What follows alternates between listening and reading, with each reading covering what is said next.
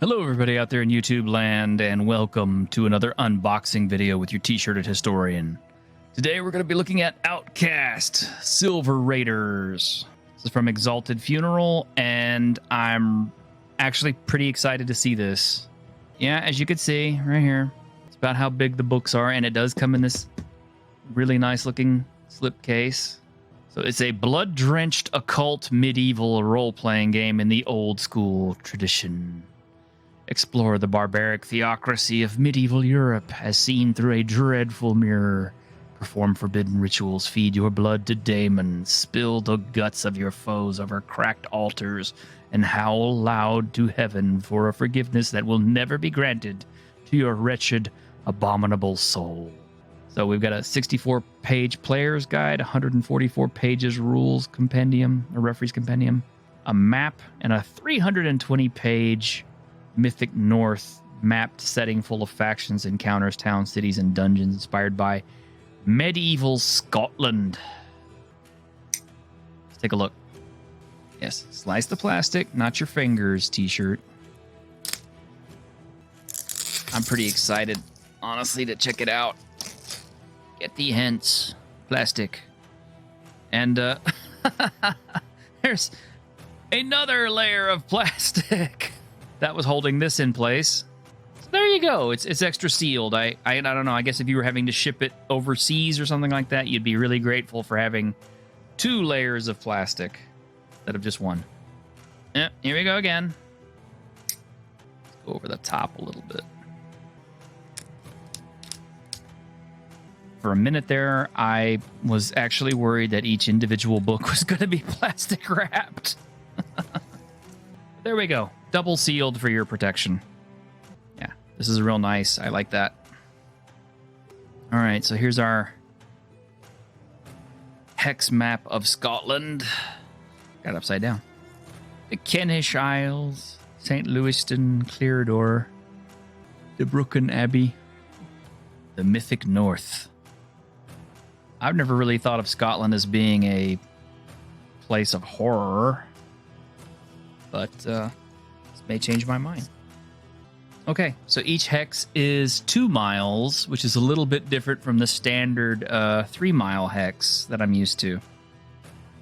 But, you know, hey, maybe Scotland is kind of a very small place. I mean, I live in Texas, so I don't know how many Scotlands you can fit in Texas, but quite a few, I think. This book is intended for an adult audience. That's right. If there are any children, send them out. I kind of like this artwork. This contains instructions for creating outcast characters as well as all the basic rules of the game. So here we go. Oh, yes! Yes, we use the inside covers. Good job, guys. Good job.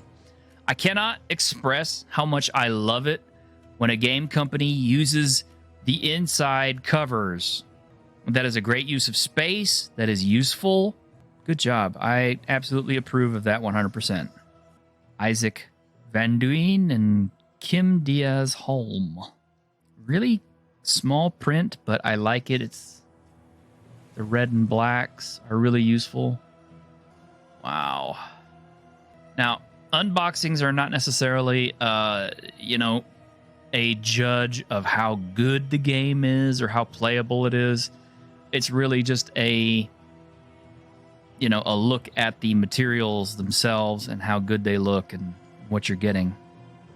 Basic concepts, outcasts, checks, saving throws, attack rolls, hit points, skills, character classes. Okay. It uses the standard 3 through 18 ability scores that you're used to with all OSR stuff. So this is OSR compatible. The few differences. Character sheet layout. Whoa, that looks cool.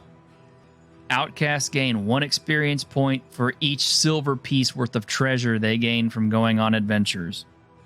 I like that. Okay. Why is that a good idea?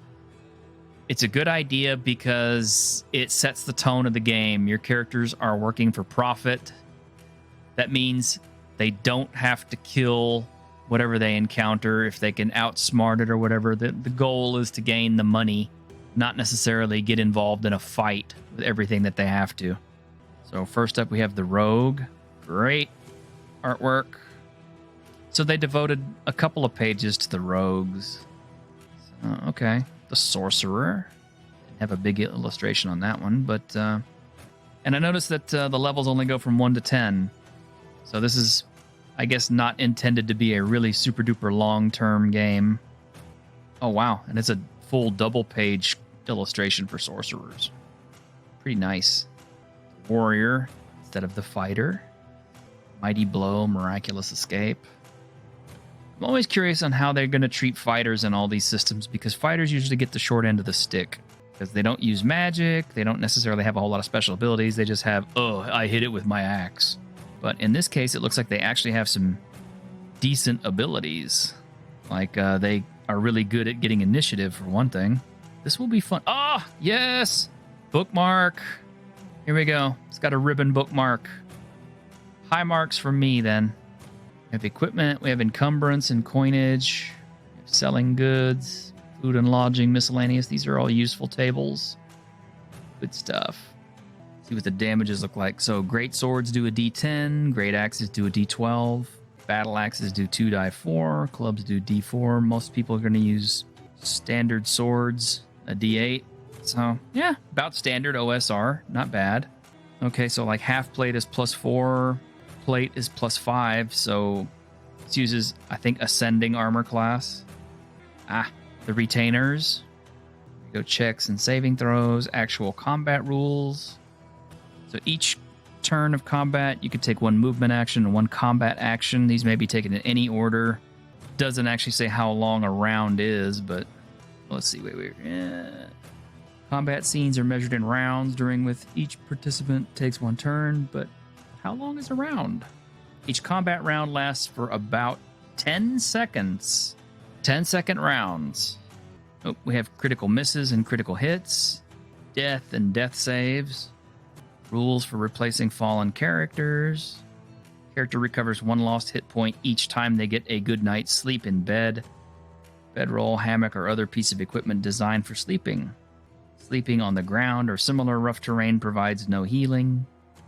In bad weather, an outcast needs shelter to get a good night's sleep. Shelter can be in a tent, cave, ruin, or something else.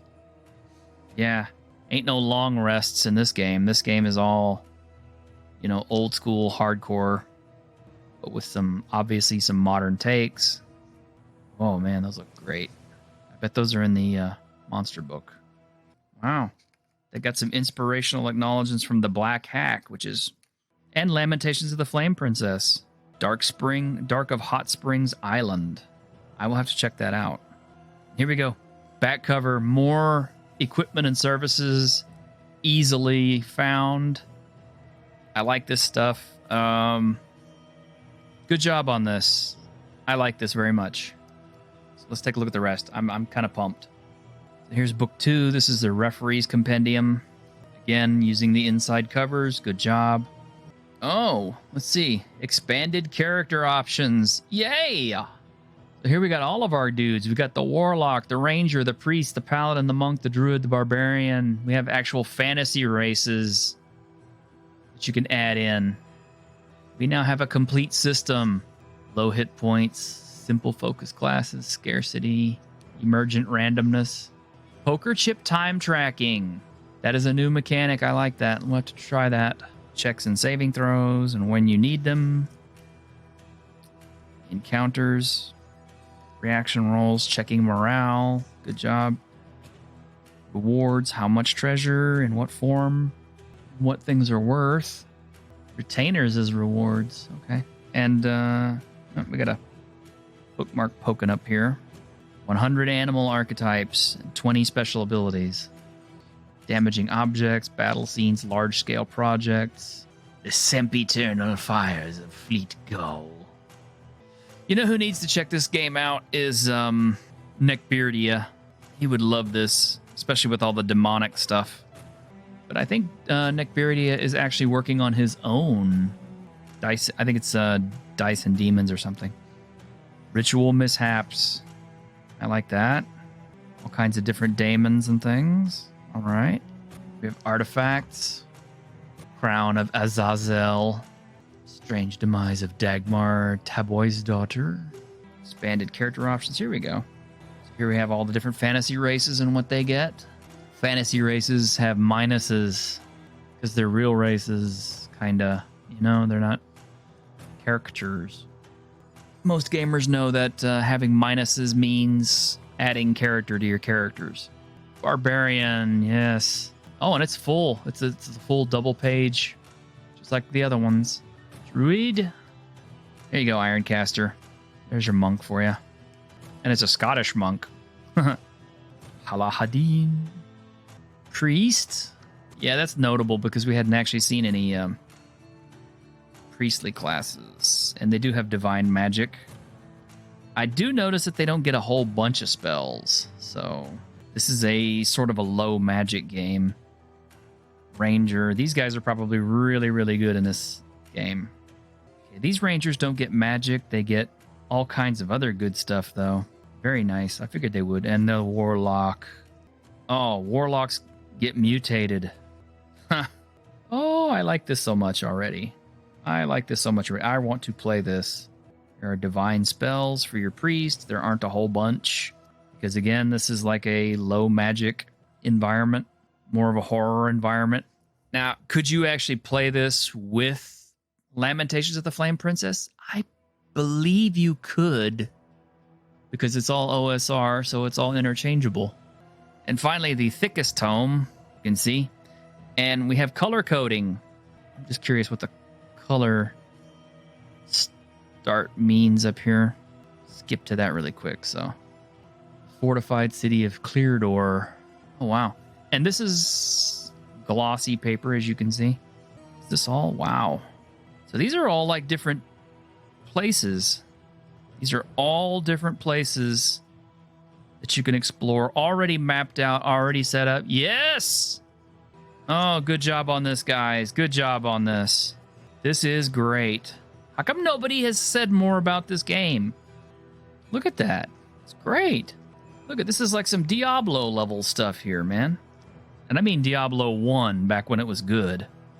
Let's take a step back for a minute. Okay, we have encounter tables. Because random encounters are important. This is really cool. Ironcaster, thank you very much for talking me into getting this. Okay, so we have Hexploration tables. I like this. We have factions already built in. Campaign objects. Wilderness encounters. Checking during resting while traveling. Encounters while resting. Encounters while traveling. Oh, wow. I like this. Instead of buying like a bunch of books and a bunch of supplements and stuff like this, they put all 3 volumes in one box set, and it's not horrifyingly expensive. I think it was I want to say it was like $100 or so. Maybe it was a little cheaper than that. Maybe it's like 75 or so. But still, for the quality of the book that you're getting and all the stuff in it, this is great. And I understand that there was a limited edition. Raji showed me a limited edition of this that he got. I don't think he even opened his yet. But, man, I wish I could have gotten that limited edition. But I like this. I like this immensely. This is great. Here's our bookmark. You're going to need it on these books. Look at that. Each one of these is just like different encounters. You know, Sunniva Goodwine, the accused witch. Fishwife, possessed armor. Man, I love this. I don't know if this is ever going to become like my favorite system and setting, but let's say I didn't necessarily want to use their rules. Let's say I want to use my favorite system, which is World Without Numbers. I use World Without Numbers, character creation, combat, and everything else, but I can easily use the stuff from this book. As far as the encounters, as far as the crypts, the dungeons, and everything else, very easily. The Angel Zebul. Golly, that's awesome. I love that. This is a game, but it's also kind of a big toolbox as far as I'm concerned. All OSR stuff is basically a big giant toolbox for me. Yeah, and these are all of this is where our location types started. Hidden locations. That's where we left off. I don't want to show off a whole bunch of these because I don't want to give them all away because maybe if I tempt you to buy this, you'll want to enjoy it for yourself. But wow, this is so good. This is so good. I feel like you could, read through the rules pretty quickly, get this to the table, and get it played in one night with your first adventure pretty fast. Maybe I'm optimistic. Maybe it depends on your players, but I feel good on that. Here we go. We're continuing on with hidden places that are just more and more horrible. Golly, this is an entire temple interior structure, so they've got this thing bound up underneath. Role-playing in the Mythic North. Okay, so religion, geographic boundaries, gender considerations. Who are you? Is there a third-party license for this? And there we go. Here's our back table with campaign objects, locations, and it does reference where you can find them in the book itself. Okay, so in 3 volumes, what's the one thing missing from this set that would have scored 100% perfect for me? There's no index. I know it's a nitpicky thing. It is a nitpicky thing, but it is my nitpicky thing. Because frequently, if I get asked a question by the players or something, or I need to look up something, I want to be able to find it fast. And having an index there to reference would have helped immensely on finding things quickly. But overall, I think this is pretty awesome. Like I said, I haven't played it, and my unboxings are not necessarily for how well it plays or what it's going to, do. But just from what I've seen, this is very nice. You got 3 books. It's a complete system. It's got plenty of locations. It's got overland hex maps for you to go check out. You can jump into this really quickly. It's got simple character classes to begin with. It's got more advanced character classes for when you've played the game a few times and you've gotten your feet wet and you're more comfortable with it and you want to explore different options, including non-humans. It's got some decent GMing advice in here, such as, like not to get upset, if you kill characters and what happens to them, and rules for errors. It's got retainer and hireling stuff. This is all really good stuff. I like it very much. High marks from me, guys. High marks from me. Go out, get you a copy of this. You will not be upset that you bought it. You've spent money on lots of crap that's worse. This is good. Pick it up.